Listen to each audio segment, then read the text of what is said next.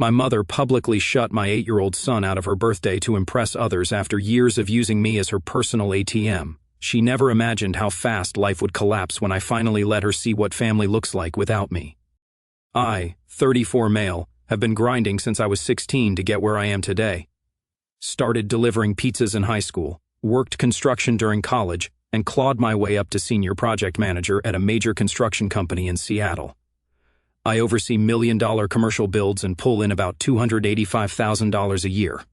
I'm married to Sarah, and we have an incredible 8-year-old son named Tyler. We live in a nice house in Bellevue with my father-in-law, William, who moved in after my mother-in-law passed. William is honestly the dad I wish I'd had growing up. My business partner and best friend, Danny, runs a successful furniture resale operation. This short, energetic guy from Brooklyn makes serious money flipping expensive furniture and electronics. He's got connections everywhere and zero filter, which becomes important later. I grew up dirt poor with my mom, Patricia, and dad, Robert, in a trailer park outside Tacoma. Dad worked as a mechanic, and mom was obsessed with status and finding ways to get money without working. Classic gold digger mentality. When I was 12, my sister Cassie was born. She became mom's golden ticket. Beauty pageants, expensive clothes, the works. Meanwhile, I worked part-time jobs to help pay for Cassie's pageant fees and fancy dresses. I delivered newspapers, mowed lawns, bagged groceries, whatever it took. When I got into University of Washington on scholarship, mom's first question wasn't, "I'm proud of you." It was, "How much money will you make?" Even then, she was calculating how much she could get out of me. Every promotion or raise meant mom suddenly had an emergency requiring money. Car broke down, rent was due, Cassie needed something. It was always something. And like an idiot, I kept helping because family is family, right? The real money started flowing after I landed my current job. With my income and Sarah's job as a financial analyst, she pulls in about $160,000. We were doing well. That's when mom and Cassie started circling like vultures. It started small. Mom needed a new refrigerator, $2,400. Then Cassie's tuition, $8,000 per semester. Then mom's car repairs. That became me buying her a 2019 Honda Accord for $28,000. Danny noticed the spending during coffee one day. "Bro, you know your mom's playing you, right?" My cousin back in Queens went through this same thing. Danny started tracking every dollar I spent on them in his little notebook. "Trust me, you're going to want these numbers later." Over 3 years, the total was staggering, $73,000. That's not counting gifts, dinners, and smaller expenses. Money that could have gone toward Tyler's college fund. But the money wasn't even the worst part. Mom and Cassie treated Sarah and Tyler like obstacles to getting more money out of me. Mom would make comments about how Sarah was expensive, or how Tyler was spoiled. 3 weeks before mom's 55th birthday, she called me excited about throwing a big party. "I want to rent the community center and invite everyone, neighbors, CO workers, maybe even some ladies from Cassie's pageant circuit." I was happy to hear it.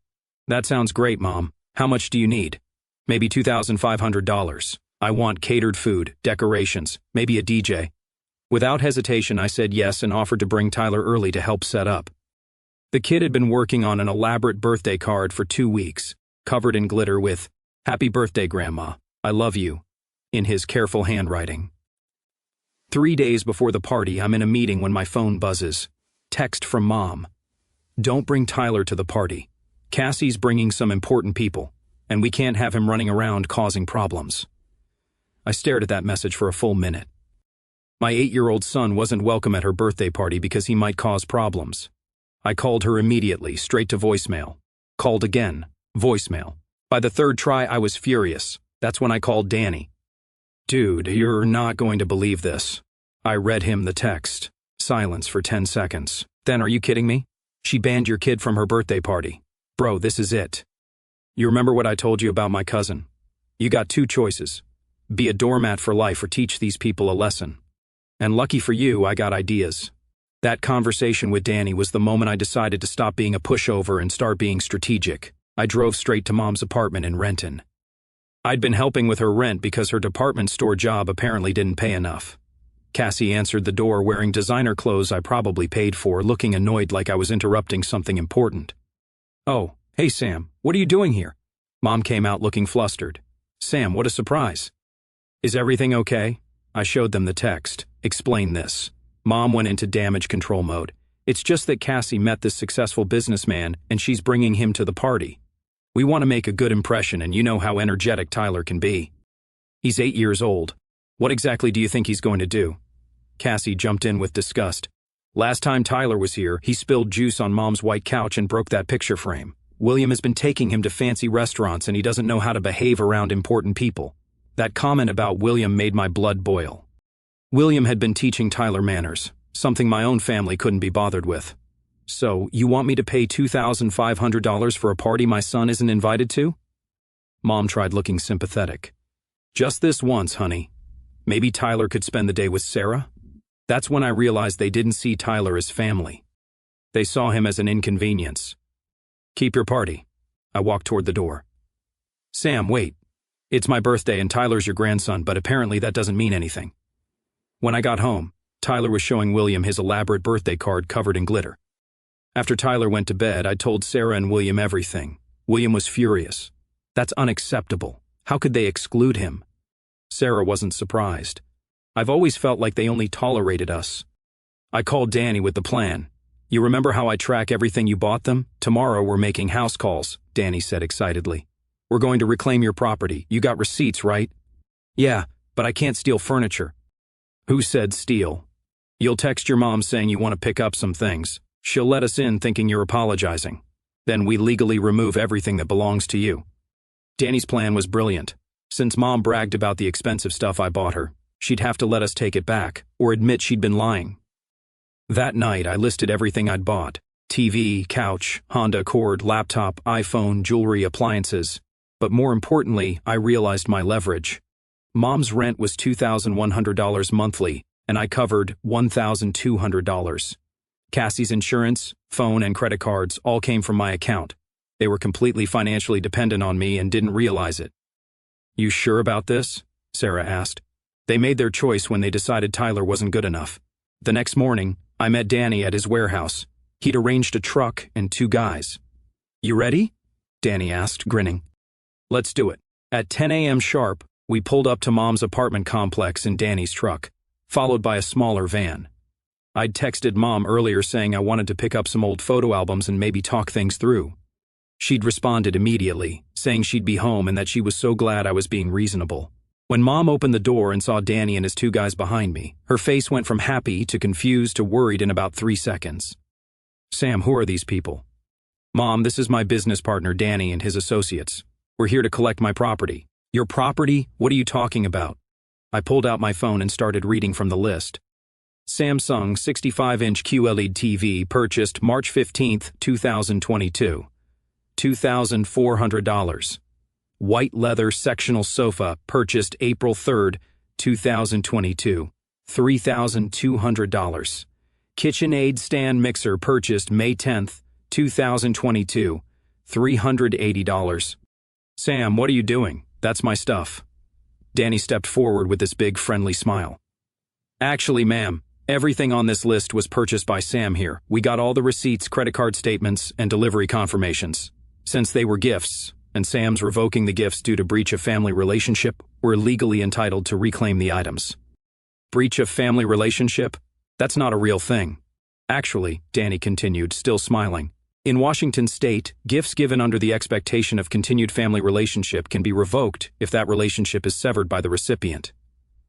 Sam's got grounds since you excluded his son from family events. I have no idea if that's actually true, but Danny said it with such confidence that Mom bought it completely.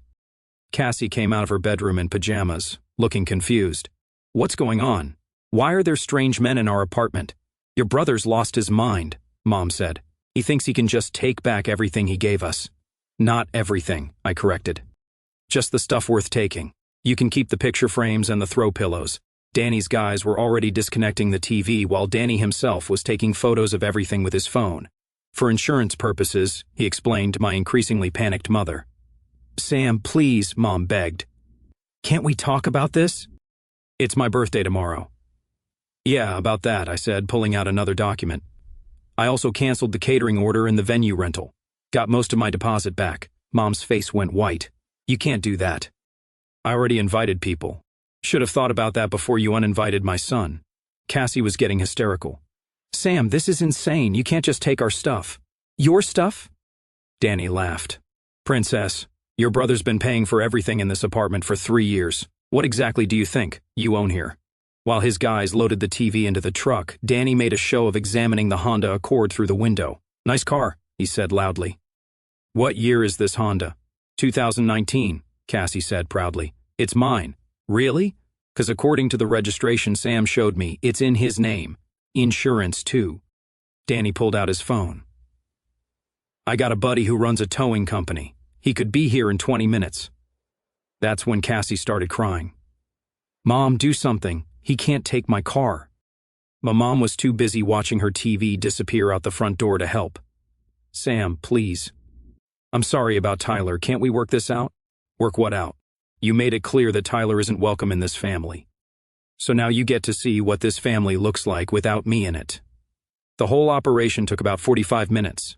TV, couch, kitchen appliances, even the expensive bedding I'd bought for Mom's room. Danny's guys were efficient and professional, treating everything like a normal furniture pickup. The car was the final touch. Danny's towing friend showed up right on schedule and loaded the Honda onto his flatbed truck. Cassie was sobbing in the doorway, still in her pajamas, begging me not to do this. How am I supposed to get to work? She cried. Same way everyone else does, I said. Bus, Uber, or walk. As we were loading the last of the stuff, Danny made sure to give Mom his business card. Ma'am, if you're interested in purchasing any of these items back, my resale business offers very competitive prices. Cash only, though. The look on Mom's face was priceless. She'd gone from confused to angry to panicked to completely defeated in less than an hour. But we weren't done yet. After we drove away, I called my bank and canceled all the automatic payments for Cassie's bills. Car insurance, phone, credit cards, everything. Then I called the apartment complex and informed them that I would no longer be responsible for any portion of rent starting immediately. Danny was grinning like a maniac as we drove to his warehouse. Bro, did you see your mom's face when we took the couch? I thought she was going to have a heart attack. This is just the beginning. I told him phase 2 starts tonight. That evening I got a barrage of texts from both Mom and Cassie. Mom was begging me to reconsider, saying she'd made a mistake, and Tyler was welcome at the party. Cassie was panicking about her bills and asking how she was supposed to pay for anything. I ignored all of them. They'd had years to treat my family with respect, and they'd chosen not to. Now they could live with the consequences. The next morning, Mom's birthday, I got a call from her at 6 a.m. Sam, please, I'm begging you. People are going to be here in a few hours expecting a party. I don't have any food, no decorations, nothing. At least let me borrow some money to get pizza or something. Mom, I'm confused. Yesterday you told me Tyler wasn't welcome at your party, so why would I pay for a party my son can't attend? I changed my mind. Tyler's invited. Please just help me out this once. Too late. You made your choice. I hung up and turned off my phone. Sarah had taken Tyler to the Seattle Center for the day, and William and I spent the afternoon grilling burgers and watching football. It was actually a really nice, peaceful day, but the real fireworks were just getting started. By Monday morning, the full impact of my financial withdrawal was starting to hit them. Mom called me at work crying. Sam, they're going to evict me. My landlord says if I can't pay the full rent, I have to move out by the end of the month. That sounds like a you problem, Mom. Please, I'll do anything. I'll apologize to Tyler. I'll apologize to Sarah. I'll never ask you for money again. But here's the thing about consequences. They don't care about your apologies after the fact. Mom, you made it clear that my family wasn't welcome in yours. So now you get to see what life looks like without my family's financial support. Cassie was having an even worse time. Without her car, she'd been showing up to work late and disheveled. Apparently, her manager had given her a warning about her appearance and attitude. Plus, with her credit cards maxed out and no way to make payments, she was facing some serious financial consequences. But the best part, the birthday party had been a complete disaster. According to one of Mom's neighbors who I'd always gotten along with, only 3 people showed up. Mom had to serve them stale cookies from the grocery store and apologized for the catering mix-up. Cassie's mysterious rich boyfriend never materialized. Turns out he was just some guy she'd met at work who she'd been trying to impress. Danny found this absolutely hilarious. Bro, your mom threw a birthday party and nobody came. That's like something out of a movie. But Danny had more good news. So, I got a buyer for most of their stuff. This executive in Bellevue wants the TV and the couch for his home office. I can get you $4,200 for both pieces. What about the car? That's where it gets interesting. I got a buddy who runs a used car lot. He says the Honda's worth about $22,000 in the current market. But here's the thing. I told him about your situation and he's willing to make you a deal. What kind of deal? He'll buy the car from you for $20,000 cash. No questions asked. But if your sister wants to buy it back from him, he'll sell it to her for $25,000. I couldn't help but laugh. So if she wants her car back, she'll have to pay $5,000 more than it's worth. Exactly. And since she's got terrible credit and no CO signer, she'll never qualify for a loan anyway. By Wednesday, Mom and Cassie were both calling me multiple times a day. The messages went from angry to desperate to pathetic in record time. Mom, Sam, I'm your mother. How can you do this to me? Also, Mom, please, I'm begging you, I'll lose my apartment. Cassie, I hate you. You've ruined my life. Also, Cassie, I'm sorry. Please help me. I can't afford anything. I showed all the messages to Sarah and William. Sarah was actually proud of me for finally standing up to them, but William was a little concerned. Sam, I support what you're doing, but make sure you're prepared for the long-term consequences. Cutting off family is a big decision. William, they cut us off first when they decided Tyler wasn't good enough for their precious party. I'm just making it official. Tyler, meanwhile, was oblivious to all the drama. He'd moved on from the birthday card and was excited about starting soccer season. Sometimes he'd ask about Grandma Patricia, but we'd just tell him she was busy and change the subject. The real turning point came on Friday. I was at work when Danny called, laughing so hard he could barely speak. Dude, you're not going to believe this. What happened? Your sister, she showed up at my warehouse trying to buy back the couch. Are you serious? Dead serious.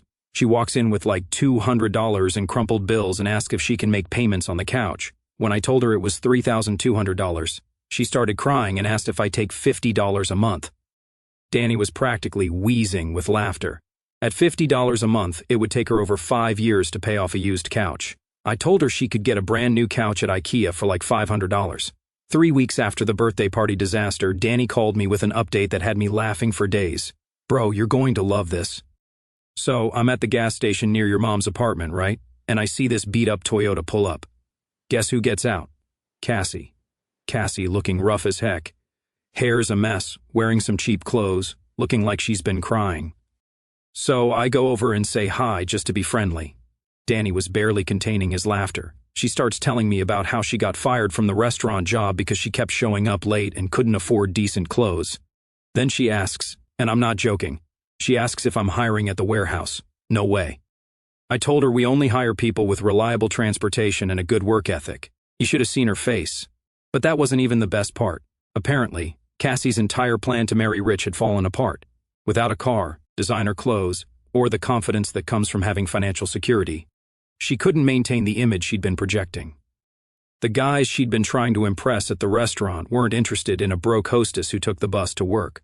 Meanwhile, Mom was facing her own crisis. The apartment complex had started eviction proceedings, and she was scrambling to find somewhere cheaper to live. She'd applied for several minimum wage jobs, but kept getting rejected because she had no recent work history and no reliable transportation.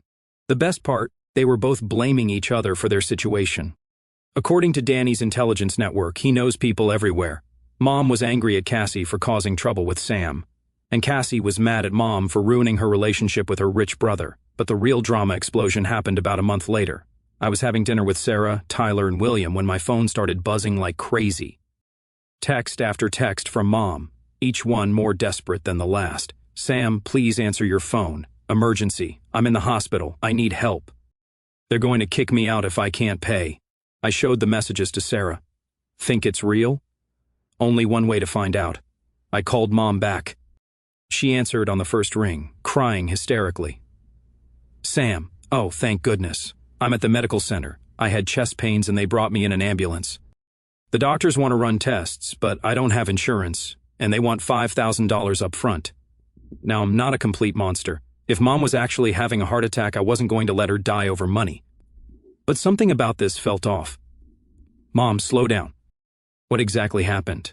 I was at work. I got a job at a grocery store and I started having chest pains and trouble breathing. My manager called 911 and they brought me here in an ambulance. Okay, what did the doctor say? They think it might be a heart attack, but they won't do any tests until I pay. Here's the thing about emergency rooms. They're legally required to treat you regardless of your ability to pay.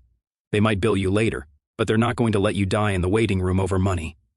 Mom, that doesn't sound right. Emergency rooms can't refuse treatment. That's what I thought, but they keep asking about insurance and payment methods. I put her on speaker so Sarah could hear. Sarah rolled her eyes and mouthed nonsense to me. Mom, let me talk to a doctor or nurse. They're all busy. Sam, please. I just need $5,000. I'll pay you back as soon as I can. And there it was. This wasn't about a medical emergency. This was about money. She was probably having a panic attack from all the stress and thought she could use it to guilt me into opening my wallet again. Mom, I'll tell you what. Give me the name of your doctor and the patient number. I'll call the hospital directly and talk to them about payment options. Suddenly her story changed. Well, they haven't assigned me a doctor yet, and I don't have a patient number. But Sam, please, I'm scared. Mom, if you're really having a medical emergency, stay at the hospital and let them treat you. They'll work out payment later, but I'm not sending you money. Sam, please. I'm your mother and Tyler's your grandson. But that didn't matter when you banned him from your birthday party. I hung up and blocked her number. 10 minutes later, Cassie started calling. Sam, Mom's in the hospital. You have to help her. If she's really having a medical emergency, the hospital will take care of her. They're not going to let her die over money, but she'll go into debt. They'll ruin her credit. Cassie, her credit's already ruined. And whose fault is that? I blocked Cassie's number too. Amazingly, within an hour, Mom was calling from a different number to tell me she'd been discharged with a clean bill of health, and the chest pains were just stress. What a shock.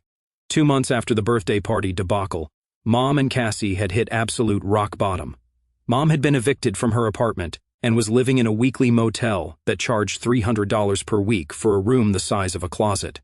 Cassie was couch surfing between friends, working part-time at a fast food place, and still taking the bus everywhere. But the final blow came from an unexpected source: social media. See, both Mom and Cassie had been posting on Facebook for years about their generous son, brother, and their blessed family life. Mom would post pictures of the expensive gifts I'd bought her, and Cassie would share photos of her car and her fancy dinners. They'd built this whole online persona around being well-off and successful. When everything got repossessed, they couldn't maintain the facade anymore. People started asking questions. Where was Mom's beautiful apartment? Why was Cassie suddenly taking the bus? What happened to all the nice things they used to post about? Danny, being the master of chaos that he is, may have anonymously shared some information with a few of Mom's Facebook friends. Nothing illegal or private, just public records about evictions and repossessions, along with some photos of Mom and Cassie looking rough at various locations around town. The social fallout was brutal. These were people who had been jealous of Mom's lifestyle, and now they were getting to see her real situation. The comments on her Facebook post went from envious to pitying to downright cruel. Patricia, what happened to that beautiful apartment you were always posting about? Cassie, I thought you said your brother bought you that car. Maybe if you spent less time bragging and more time working. Within a week, both Mom and Cassie had deactivated their social media accounts. The shame was eating them alive. But the absolute lowest point came 3 months after the birthday party. I was at work when security called to tell me there were 2 women in the lobby asking to see me. They wouldn't give their names, but the description was obviously Mom and Cassie. I went downstairs to find them looking like they'd been living rough for weeks. Mom had lost weight and looked 10 years older. Cassie's designer looks completely gone. She looked like any other broke 20-something struggling to make ends meet. Sam, please, Mom begged as soon as she saw me. We need to talk. The lobby where I work is pretty impressive. All glass and steel with expensive art and a waterfall feature. Seeing Mom and Cassie there clearly out of place and desperate was satisfying in a way I hadn't expected. You have 5 minutes, I told them. We're sorry, Cassie said immediately. We're both really, really sorry about the birthday party. We made a huge mistake. We want Tyler at the next family gathering, Mom added. He's welcome anywhere, anytime. What family gathering would that be? You don't have a place to live and Cassie's unemployed. What exactly are you gathering for? Mom started crying again. Sam, we've lost everything. The apartment, the car, our jobs. We're homeless. That sounds like a series of poor decisions on your part. Please, Cassie begged, we'll do anything. We'll apologize to Tyler and Sarah. We'll be the best grandmother and aunt ever. Just please help us."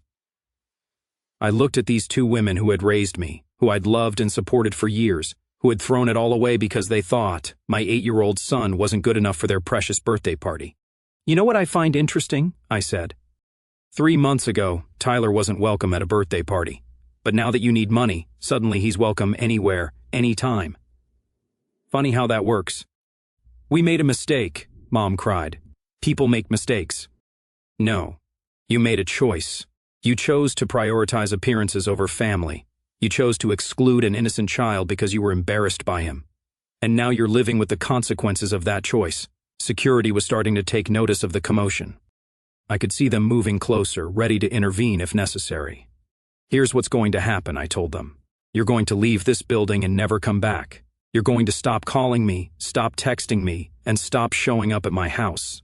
You made it clear that my family wasn't good enough for yours. So now you get to live without us." "Sam, please." Mom grabbed my arm. "I'm begging you. We have nowhere else to go." "You should have thought about that before you decided my son was an embarrassment." I pulled away from her and walked toward the elevators. As the doors closed, I could hear them both crying in the lobby. When I got back to my desk, I felt lighter, like a weight I'd been carrying for years had finally been lifted off my shoulders. 6 months after the birthday party nuclear explosion, Danny and I were having our usual Friday afternoon coffee when he dropped some news that made the whole revenge saga even sweeter. "Bro, you remember that executive who bought your mom's TV and couch?" "Yeah, what about him?" "Well, turns out he's got connections at some of the big companies around here. Word got around about your family situation, and apparently there's a whole network of executives who think what you did was impressive." Danny grinned and pulled out his phone. "Check this out. I started a little side business flipping furniture from ungrateful family members. I call it Karma Consignment. Business is booming. Leave it to Danny to turn my family drama into a profitable venture." But the real satisfaction came from watching Mom and Cassie's continued downward spiral. Through Danny's network of contacts, the guy knows everyone. I kept getting updates on their situation. Mom had finally found housing in a government-subsidized apartment complex that was basically a step up from the streets. She was working at a discount grocery store, making minimum wage, and riding the bus 2 hours each way because she couldn't afford to live anywhere closer to decent jobs. Cassie had it even worse. After getting fired from the fast food job for showing up intoxicated, she'd cycled through a series of increasingly desperate situations. Last Danny heard, she was working at a gas station and living in someone's garage. The funniest part, they were still fighting with each other. According to my sources, Mom blamed Cassie for ruining the relationship with Sam, and Cassie blamed Mom for raising her to be spoiled and then not being able to provide anymore. But the absolute peak of satisfaction came 8 months after the birthday party. I was at Tyler's soccer game, watching him score goals and being a normal, happy kid when my phone rang. Unknown number. "Hello, Sam, it's Mom." I should have hung up immediately, but curiosity got the better of me. "What do you want? We need help, both of us. We're in real trouble." Define real trouble. "Cassie's been arrested, DUI. She needs bail money and a lawyer. And I might lose my job. I missed too many days because I've been sick and I can't afford to see a doctor." The irony was beautiful. 8 months ago, they thought they were too good for my family. Now they were calling me from rock bottom, begging for help. "How much?" I asked just to hear her say it. "The bail is $2,500 and her lawyer wants $5,000 up front. And I need maybe another $2,000 for medical bills and to catch up on rent. So you need $9,500, Sam, please.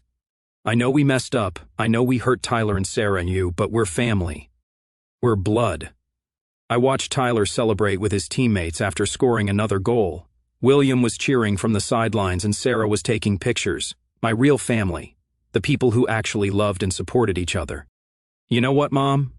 You're right, we are blood. But that doesn't mean anything if you don't act like family. Oh, we'll do anything. We'll apologize to everyone. We'll make it up to Tyler. Really, what would you do for Tyler? Anything. I'll be the best grandmother ever. I'll take him places. Buy him things. Spend time with him with what money you're broke. You don't have a car. You live in government housing and work at a discount grocery store. What exactly can you offer my son?" There was silence on the other end. "Here's what I find interesting," I continued. 8 months ago, you thought Tyler wasn't good enough to attend a birthday party. You were embarrassed by him. You thought he would ruin your precious image. But now that you need money, Suddenly you want to be the best grandmother ever. Sam, please. Let me ask you something. Mom, if I gave you this money and next month Cassie met some rich guy who didn't like kids, would Tyler suddenly be uninvited from family events again? No, never, I swear. But you swore you loved him before too. And that didn't stop you from excluding him when it was convenient. I could hear her crying on the other end of the line. You know what the difference is between you and William? I asked. William shows up for Tyler every single day. He drives him to school, helps with homework, teaches him how to be a good man. He doesn't do it because he wants something in return. He does it because he loves Tyler unconditionally. I love Tyler too. No, you love the idea of Tyler when it's convenient for you, when he can help you get what you want from me. But when he's inconvenient, when he might embarrass you in front of people you're trying to impress, suddenly he's not welcome. The crying got louder. Here's what's going to happen, I said, my voice getting harder. Cassie's going to sit in jail until she figures out how to handle her own problems. You're going to deal with your medical bills and rent like every other adult in America. And both of you are going to live with the consequences of your choices. Sam, we'll end up on the streets. We could die. You should have thought about that before you decided my son wasn't good enough for your family. I hung up and blocked the number. Tyler ran over to me, sweaty and grinning from his game. Dad, did you see my goals? I saw everyone, buddy. You're getting really good. William came over and ruffled Tyler's hair. This kid's going to be playing varsity in high school at this rate. Sarah joined us, smiling. So, ice cream to celebrate? Yeah, Tyler cheered. As we walked to the car, I realized something important. This, right here, right now, this was what family actually looked like. Not blood relatives who only showed up when they needed something, but people who chose to love and support each other every single day. My phone stayed quiet for the rest of the evening. No more desperate calls. No more begging texts. Just the sound of my real family laughing and enjoying ice cream together. And that was the sweetest victory of all. 2 weeks later, Danny called with one final update that perfectly summarized the whole situation. Dude, you're going to love this. So, Cassie's out of jail. Apparently, some guy she used to date bailed her out, probably hoping to get lucky. But here's the kicker. She's working at the same discount grocery store as your mom now. No way. Both of them. Same store, same minimum wage job, riding the same bus to work every day. And according to my source who shops there, they barely speak to each other. Customers have complained about them arguing during their shifts. I couldn't help but laugh. They're stuck with each other. The best part, word around town, is that they're both telling anyone who will listen that their ungrateful son and brother abandoned them in their time of need. But people remember the birthday party story. Everyone knows what really happened. That was 18 months ago. I still get occasional updates through Danny's network, but honestly, I don't really care anymore. Mom and Cassie are living the life they chose when they decided appearances were more important than family.